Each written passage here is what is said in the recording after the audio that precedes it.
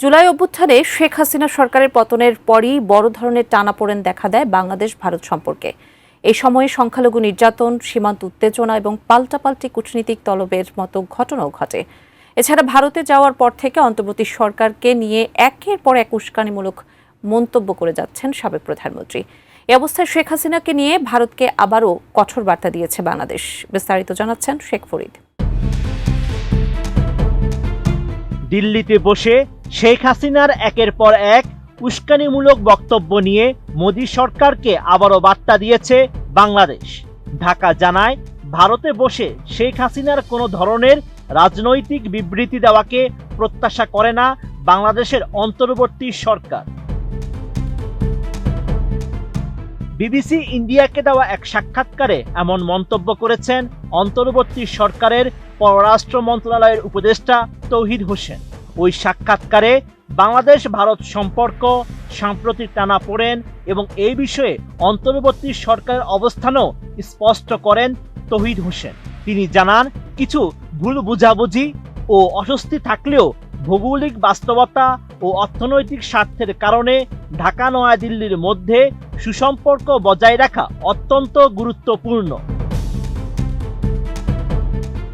জুলাই অভ্যুত্থানে শেখ হাসিনা সরকারের পতনের পরই বড় ধরনের টানাপোড়েন দেখা দেয় বাংলাদেশ ভারত সম্পর্কে। সংখ্যালঘু নির্যাতন, সীমান্ত উত্তেজনা এবং পাল্টাপাল্টি কূটনৈতিক তলবের মতো ঘটনাও ঘটে। সবশেষ বাংলাদেশে ভারতের হাইকমিশন ও সহকারী হাইকমিশনগুলোতে দায়িত্বরত কূটনীতিক ও অন্য কর্মকর্তাদের পরিবারের সদস্যদের ফিরিয়ে নেওয়ার সিদ্ধান্ত নেয় নয়াদিল্লি। নোভা এলইডি টিভি, ঝকঝকে ছবি, নিখুঁত শব্দ, 5 বছরের ওয়ারেন্টি। নোভা মানে সঠিক মান, নিশ্চিত সেবা। এমন পরিস্থিতির মধ্যে বিবিসি ইন্ডিয়াকে সাক্ষাৎকার দিলেন অন্তর্বর্তী সরকারের পররাষ্ট্র উপদেষ্টা। 10 মিনিটের ওই সাক্ষাৎকারে দিল্লিতে শেখ হাসিনার ভারতে অবস্থান, জাতীয় নির্বাচন, ঢাকা নয়াদিল্লি সম্পর্ক সহ বিভিন্ন বিষয় উঠে আসে। তৌহিদ হোসেন জানান, ভারতে বসে শেখ হাসিনার কোনো ধরনের বিবৃতি প্রত্যাশা করে না অন্তর্বর্তী সরকার। বর্তমান পরিস্থিতিতে এমন তৎপরতা বাংলাদেশ ভারত সম্পর্কের জন্য ভালো কোনো উদাহরণ হবে না বলেও অভিমত ব্যক্ত করেন তিনি।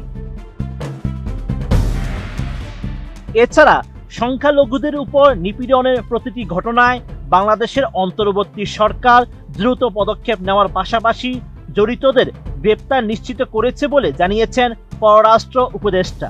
তিনি জানান, ভারতে সংখ্যালঘু নির্যাতন নিয়ে বাংলাদেশ কখনই কথা বলে না।